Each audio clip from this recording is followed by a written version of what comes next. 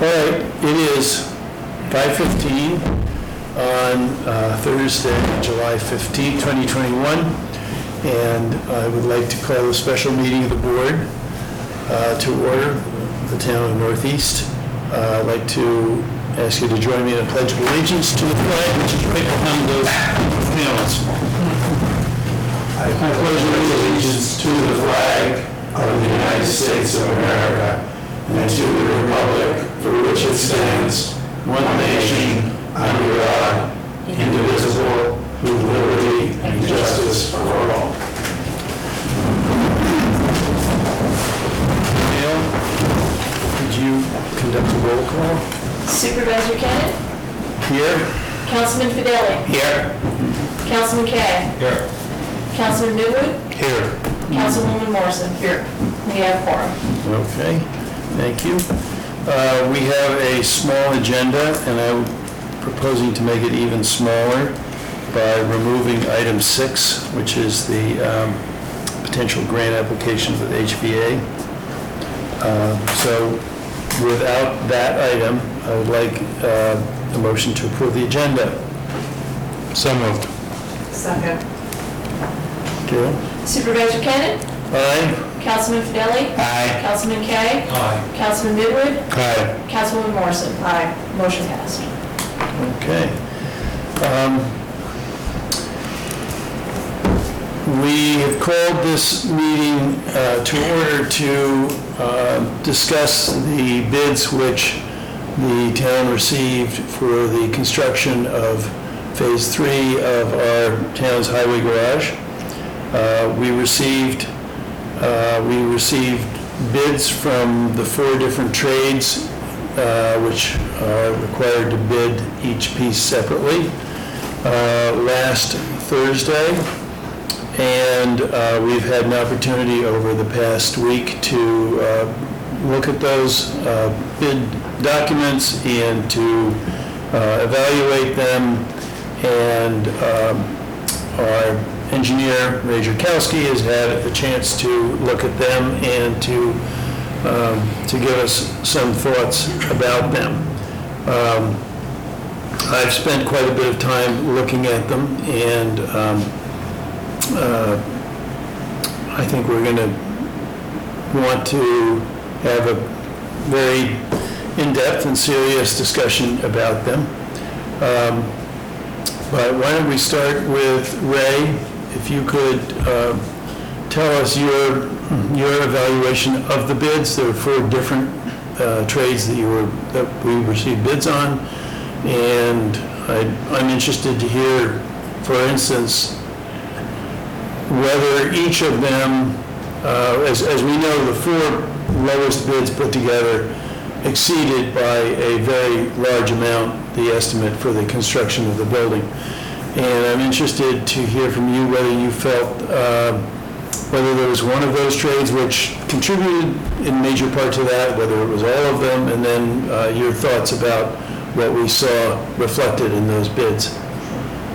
So just a recap for the town board. So again, since the project is over $500,000 in value, it is required that as a capital project put on by the municipality, that a minimum of 4 prime contracts are let out for that construction. So again, general construction, heating, ventilation, and air conditioning, which we commonly refer to as HVAC, plumbing, and electrical. So there's a minimum of 4 primes, and that's the way we did this particular project out.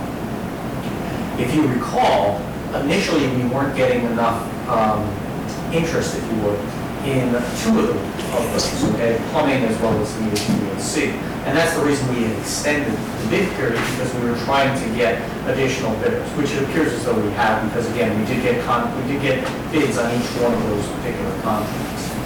That being said, and as I outlined within the correspondence that I provided to the town board as far as an overview, it is unfortunate. I mean, we all want the project to move forward. I know it's a very important project to the town board moving forward as far as the project as a whole. But we did see all of the bids, each one of those contracts coming in over budget. And so each one of those contracts has contributed to the overall budget increase. We've also seen this on other projects as well. So it's not as though it's, only here in the town of Northeast. We're seeing escalation of materials, escalation of construction costs as a whole, and what's more troubling and has a very large effect on the costs as well is the supply chain itself as far as materials, because materials are becoming very difficult to get a hold of.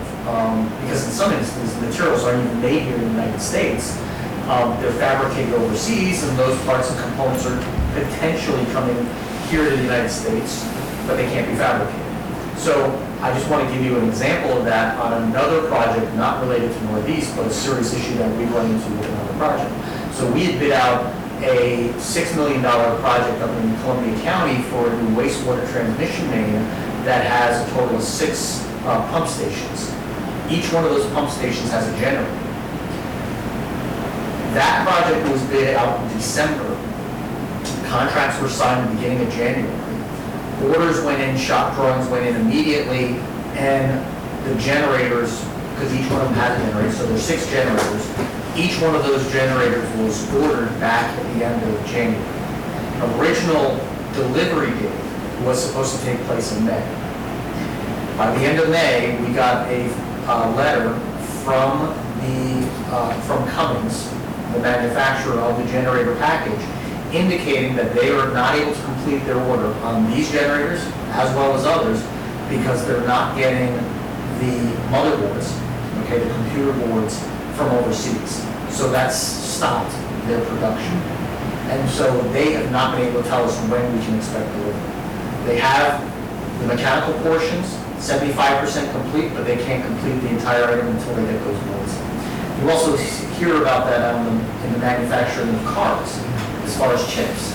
If you go to any car dealers these days, there are not many cars in the lots. Similar. Again, it's a lot of the supply chain issues that we're running into. And again, our market, supply and demand, as the demand increases, the prices increase as well. So we believe that that's a large portion of what we're seeing. The other part that's concerning is, as with all of the contracts that we've prepared and we've had in the past, that we've had stipulations as far as when the construction period is to end and the liquidated damages associated with that. And in this case, where there are multiple contracts, that can become a very difficult situation for the town, as well as those other contractors. So again, because the fact you have 4 contractors, each one of those contractors is supposed to work diligently to complete that project. If one of the contractors holds up the process because of materials, it may be completely out of his control because of, again, a vendor not being able to supply.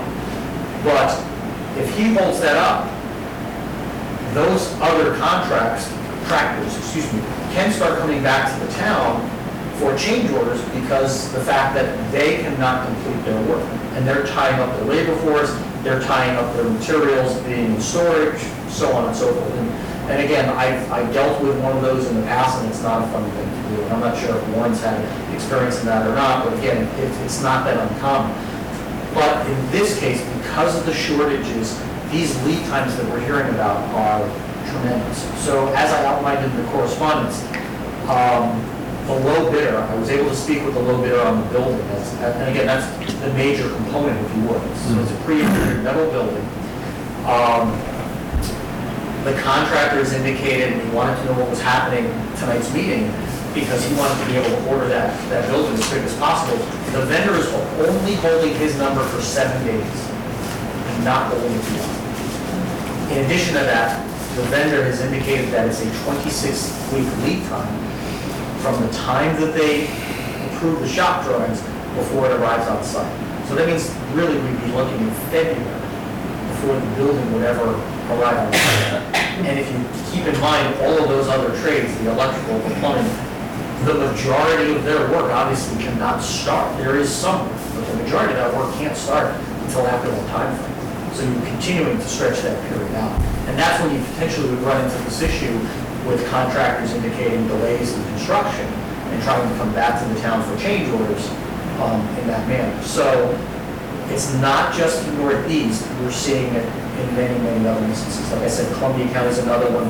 We've actually worked, when we were completed with the design process here with Northeast as far as this highway garage, we immediately started into another project with the Stuyvesant Fire Company up in Columbia County, a new firehouse. And we had discussed with them some of the issues that we had started to see as far as supply chain, cost of materials. At the time, lumber prices were sky high, where again, lumber prices have come down. I think, George, you had indicated it was over $80 a sheet for a piece of plywood. For 2 sheets, yeah. Where they used to be $15, for a sheet. But the town of Stuyvesant, there were a few contractors that are members, and they also indicated that their recommendation was, although they had gone through the referendum process, they had gotten their bonding together, they had gotten their votes together, they were willing to move forward. These few contractors said if it was up to them, their recommendation is actually to postpone it until the market potentially stabilizes. Don't know exactly when that's going to take place. Therein lies the issue. Again, none of us has a crystal ball. None of us could have anticipated a pandemic. We would have hoped that once people were, once the restrictions were lifted, that manufacturing would have gotten, back, and everybody would have been back to work. But we're just not seeing that. We're not seeing that only in manufacturing, but I think we're not seeing that across the board in, everyone's type of work. So initially, it's to see what happens at the end of September. At that time, the benefits would run out. We're hoping that brings labor force back in. We're hoping once the labor force comes back in, that means manufacturing is going to continue to take off.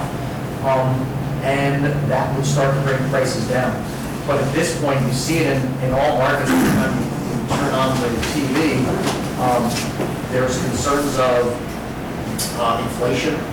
That's currently taking place, not knowing what's going to happen there. I do believe that we're on the wave, if you will. The wave has been cresting as far as construction prices, and they have been going up. I can't tell you that we're at the plateau or whether we're on the way down, but I just felt that if the town was going to move forward with this particular project, we're definitely going to be paying a premium, rather than waiting to a more opportune time. Not saying that you're going to get it for steel by any means. I don't think construction costs are going to go down to the way, where they were before the pandemic. That usually never happens. The prices are going to climb. They're going to hit a plateau, and then they're going to drop off to some level that everybody feels comfortable paying. Because if we're paying a premium now, if it drops by 10%, we're going to think that we're all, in great shape. But I do believe that now would not be the time to move forward with this particular project for all of those reasons. And again, one of the biggest ones is not only the cost. Obviously, that's a concern, and that's for further discussion about the overall cost and the escalated cost that we've seen come in, but also the supply chain issues as well. Because I think that there's the potential for a lot of issues to come out of that would not be beneficial to the town. One other item I think that I mentioned within the correspondence is that the lift, which we were buying off the state bid, when we were first talking to the contractor, we were at 120 days to get that lift in. And that's a critical component to get things started as well, because that tends to happen early on in the process. The vendor that has the state bid has indicated that, again, they're out to 240 days, so that's 8 months. Right, this is the big hydraulic lift that is capable of lifting a big truck in the air. We, as I think the board knows, we don't have one in our existing highway garage. This lift would give us the opportunity to work on our vehicles ourselves, at least for some maintenance or repairs without sending them out. But it's an expensive piece of equipment. And as Ray mentioned, it is something that we can buy off the state contract, so it's that price I'm assuming is at least fixed for a period, but it may be changing on the state contract. It is changing, it is a fix, they do allow for some fluctuation, but the contract is up, I believe, in the September timeframe, and it gets reviewed again. But I think it provides the opportunity for the town as well as our office to, take a close look at those plan documents. Not that there was a lot of fluff in those to begin with, but, maybe there are some potential items as far as value engineering. I think it'd be good to get together with some of the contractors and to find out from them, what are some of the big ticket items that they had seen that either could be done differently or different, type of materials or whatever the case may be. While the town, waits until this again, wave kind of passes us and then looks at new bids at some time in the future.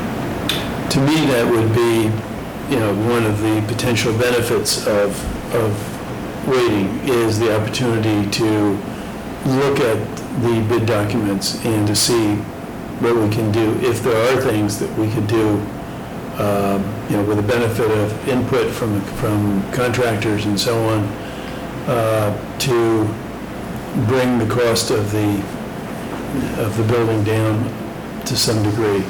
One of the items which we've discussed has been the stream relocation, which is something which was part of the bid criteria, and which is something that Bob and I've talked about it, which our highway crew may be able to do this summer, and then we can take that out of next round of bids.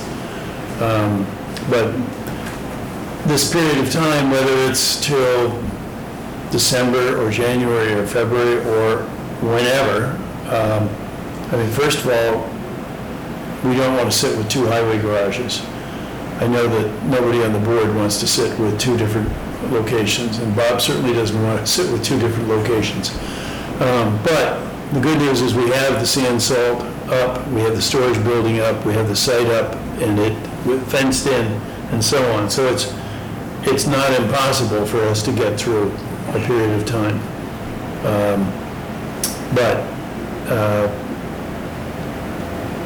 I see this as too many things combining to make it just unwise to try to squeeze out, to find a way to get this through at this point.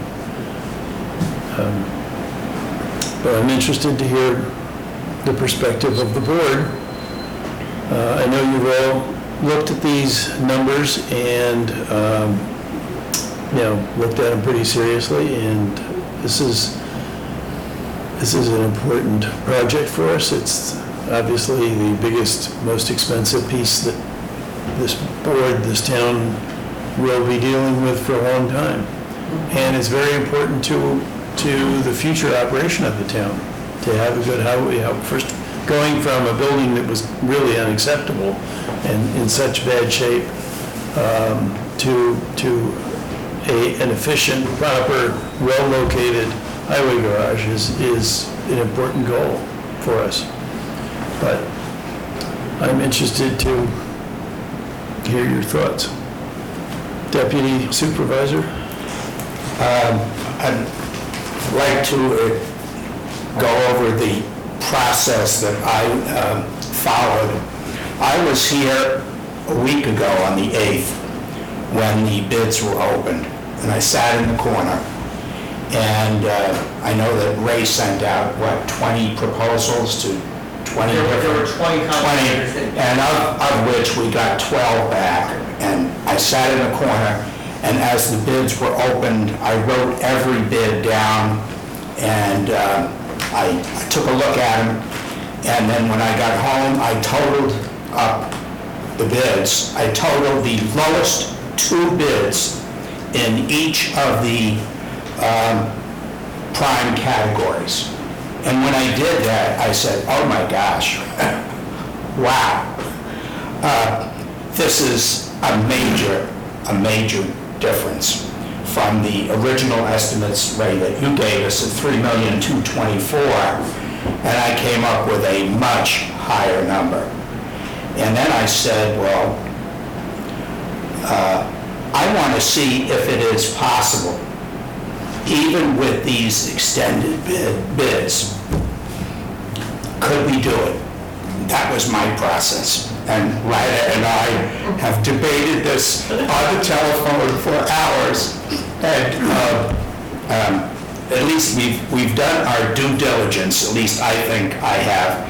I prepared a sheet and I gave it to everybody on the board to take a look at. And the goal that I had was, could the town accept these bids and somehow use funds that are within our budget to get down to that maximum estimated $3,224,000, and if not that number, maybe very close to it. And I started looking around in the budget and I came up with grants. Okay, we've got grant money in the bid, in the budget, and I said, well, is it possible to come up with that difference, which is very high? And I thought we could, but in the process of coming down to that $3,224,000, I think we would have to affect the credit rating of our town. We would have to be taking some money from our reserves. And I know I went through the Michael Torshia report where they detail our available fund balances and everything else. I thought, what if we took some of that and applied it? Well, we're really paying higher wages. We're still accepting a much higher cost for the garage. But what I was trying to do is to see, could we limit the amount of money that we had to go out and borrow, all right, which would be looking ahead to the future. And Ray, when I got your memo, I think this was what put the nails in the coffin for me anyway. I mean, the lead times are extensive. The lift problem of going to 240 days, there are a lot of risks involved. The liquidation damages are a problem. And then you said, is it necessary at this time? And I said to myself, is it really necessary at this time? We've got 2/3 of the project completed.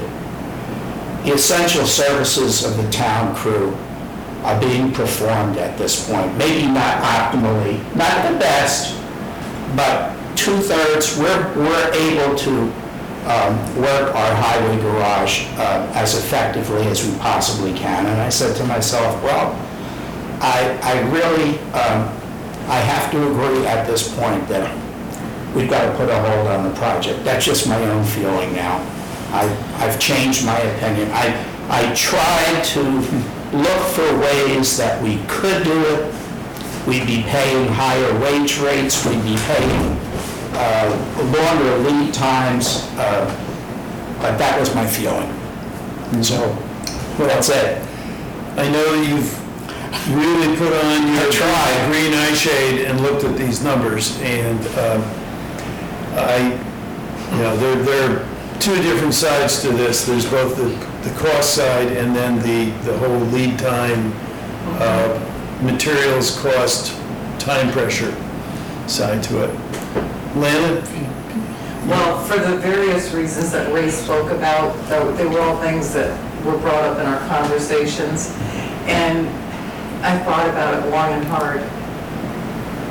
If it happened to be another project, say it has something to do with our water supply or highways that were in such disrepair that was dangerous to the community, but we do have a facility, it's not great. We know we want to move forward with this, but with the additional cost of it, the lag time for for so many reasons. I just think it's just not a good time to proceed with it. I think maybe as we wait, maybe contractors won't be as busy as they are now when they submitted these bids. Maybe even later than September, I don't know, probably better not say anymore. But I don't think it's a good thing for us to proceed with these bids that we received at this time. George, I know you've had an interest in this project for a long, long time. You started this project. Well, I think as everybody knows, the main reason that I stayed on the board was to get this project done. It's been, the whole thing has been a tough thing all the way along. Unfortunately, I won't be on it to see it through.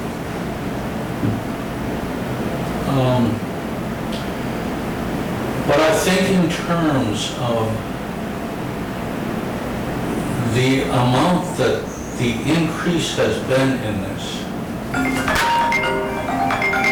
and that it would take utilizing most of our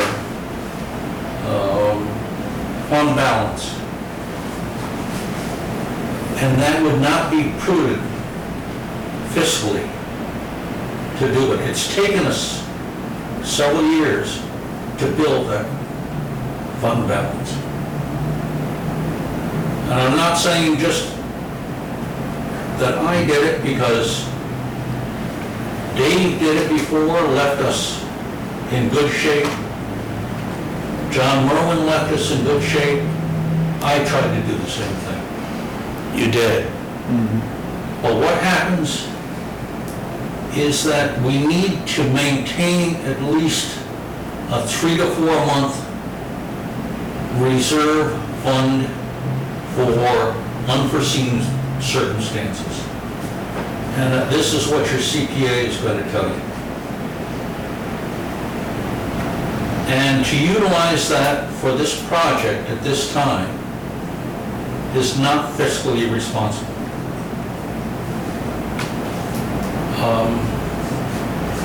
For that, for the reasons that Ray has given us, I don't see how we can move forward with it at this point.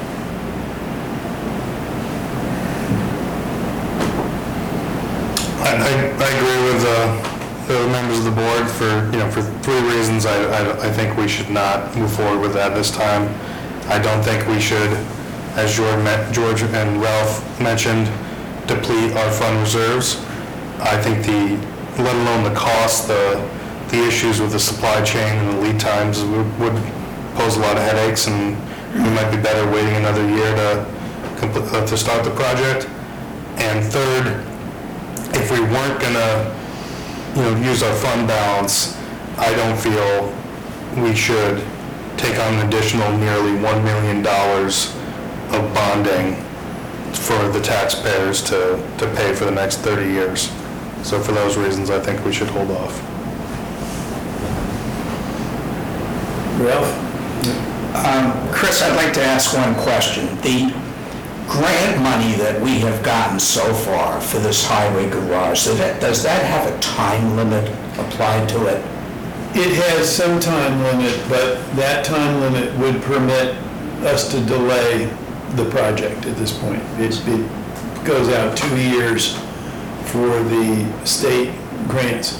But Ray, you mentioned those grants, and one of the things which has been on my mind is, although we've had in writing from the state that they were intending to give us a grant, the next step is we actually have to get a contract with the state. That's when they actually are on the hook for the grant. Until then, they're not. And we don't have a contract yet. So in one sense, that's good, because the clock has not started to go. The clock is set from when you get the contract. But at the same time, those are not funds that we have in hand or that we can 100% count on. Oh, And I mean, I'm just being, I think it's extremely unlikely that anything happens with those. We have applied for a grant from the county.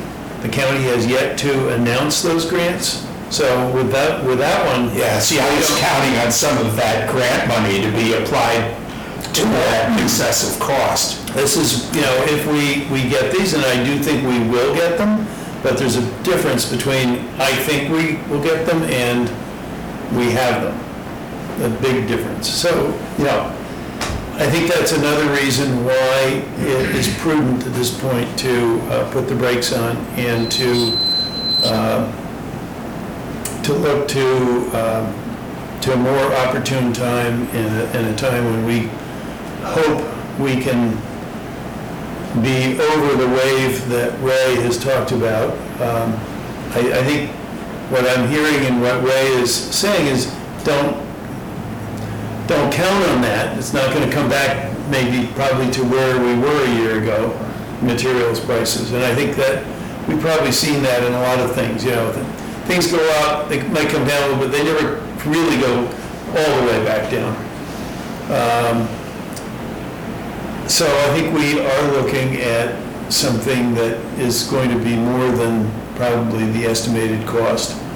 But if we take the opportunity to do what Ray referred to as value engineering on the building, which is to take a really good look at the specs for the building and whether there are parts of the building that could be done another way or reimagined in some way to bring the cost down, would be something which, in light of this, we now have this opportunity. And like a lot of things in life, things that are essentially bad news sometimes have a small positive.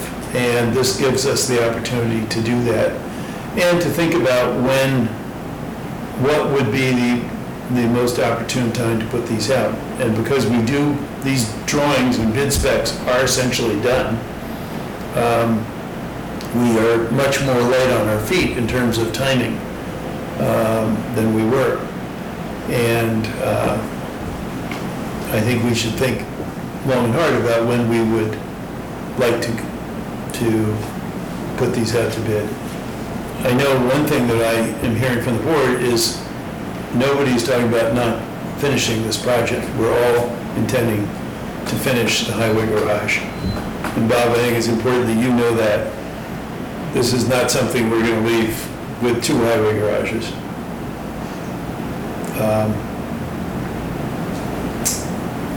Does the board Ray, do you have anything further you want to add on that? No, I think the board members, it's obviously the board members, in addition to the information that I've provided individually, they've, looked at this long and hard as well. It's an unfortunate situation, as you pointed out. I think everybody's dedicated to the project and wants to see the project move forward. But there is the reality that just not proven at this time. And as you point out, the plans are done, the specs are done, so it's putting it up onto the shelf and just waiting for a better day and putting it out for a rebid at that point. And taking the opportunity to take a look at them. And George, the only thing I can say to you is if we accepted the bids, the building wouldn't be done while you're still on the board. Yeah. I think we know that. But you will be there, and as you and I have discussed, I'm intending to keep you pretty nearby and involved in this going forward.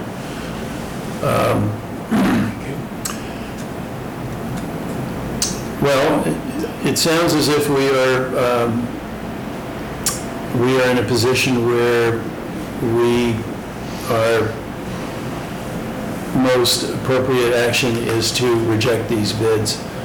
Warren, what do we have to do to reject? I prepared a resolution for you, short resolution.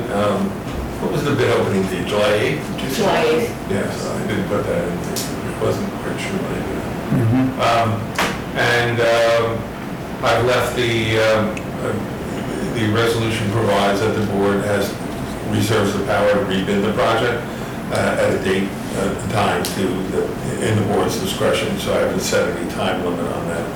And certainly agree that you're doing the fiscally prudent thing and rejecting the bids, and hopefully things will get better in a few months.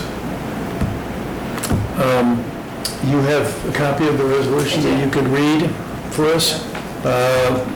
Should we, before we do that, do I have a motion to accept a resolution rejecting these bids at this point? So moved. Motion by Ralph, second by George. Gail, could you read Sure. resolution? Resolution rejecting all sealed bids received for the Town of Northeast Highway Garage construction.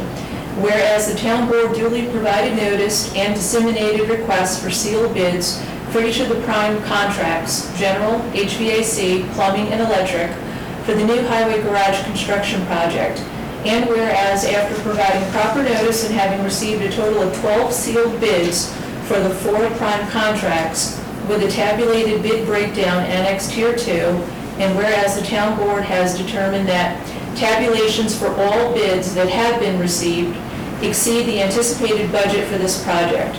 Now therefore be it resolved that all sealed bids received and opened on July 8th, 2021 are hereby rejected, and be it further resolved that the town board may, in its discretion, re-advertise for sealed bids for the said project at a time, date, and manner to be determined by the town board. The bids received: general construction, Bass Hatfield Construction, $3,043,000. Butler Construction Group, $3,951,000. Barone Construction Group, $3,290,000. Contact Construction Technology, $3,757,490.04. Ferrari and Sons, $3,894,000. For the plumbing, we received a bid from Clean Air Quality Service, $398,609. S&L Plumbing and Heating Corporation, $395,000. For the electrical construction, J&J Sass Electric, $342,000. And for the HVAC construction, T. McElligott Incorporated, $520,000. Family Dan's Mechanical, $447,725. Clean Air Quality Service, $618,609. And S&L Plumbing and Heating Corporation, $473,000. And then roll call vote, Supervisor Kennett, Aye. Councilman Fidelli, Aye. Councilman Kay, Aye. Councilman Midwood, Aye. Councilwoman Morrison. Aye. Motion passed. All right. Thank you. The only other item on our agenda tonight is a item for the Climate Smart Communities project, which we're involved in. This is actually one of the first actions which we got involved in, which is a greenhouse gas inventory, a government operations greenhouse gas target reduction plan, and a government operations climate action plan. This is something which will essentially give us a benchmark of the greenhouse gases that are produced by town facilities and equipment and vehicles. We put this out, we issued a bid for consultants to perform this work and did not receive any bids back. It may have been because of the short amount of time that we allowed.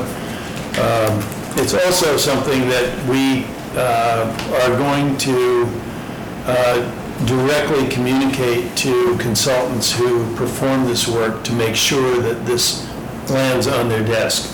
In any event, the board has already approved a resolution authorizing the issuance of this RFP. So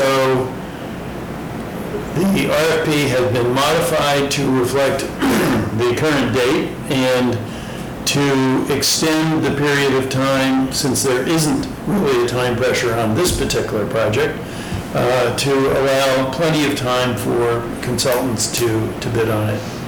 So with that, this is simply doing what we did in May over again. And all I need is a motion to approve putting this particular greenhouse gas inventory and climate action plan out to bid again. So moved. Second. Gail? Supervisor Cannon? Aye. Councilman Fidelli? Aye. Councilman Kaye? Aye. Councilman Bidwood? Aye. Councilwoman Morrison? Aye. Motion passed. Okay, is there anything else that the board has on their mind that needs to come up at this point? I have one item for you, which is that you may recall I think it was at our last board meeting, that Kathy Chow, who is the head of our Climate Smart Task Force, came and spoke about one of these other actions which the Climate Smart Task Force is working on, which is a review of all of the town's policies and procedures to see to what extent they are helping with climate action or impairing it. And one of the things which the state wants is to have some feedback from the board on some of these different things. So we talked very briefly at the board meeting about it. What we would like to do, what I would like to do, is to bring Houstonic Valley Association, which is working on this, to a workshop meeting of the board, and for us to have the opportunity, not in a board meeting, but just to focus on this. And I'd like to suggest that we could do that towards the end of August. It would be an opportunity for the board to hear the different policies and procedures that pop up and that have some impact. We wouldn't be taking any action on these. We would just be noting the ones that either have a positive or a negative effect on our efforts towards mitigating the effects of climate change. So I would like to get back to the board with a potential date. I'm looking at something towards the very, very end of August for that. We haven't had very many. I think we've only had one workshop meeting. So I hope the board will indulge me with a workshop this summer. With that, public comment period. Anybody from the public have any comments? No? Anything further from the board?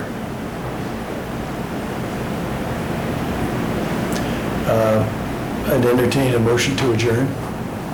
So moved. Second. Supervisor Cannon? Aye. Councilman Fidelli? Aye. Councilman Kaye?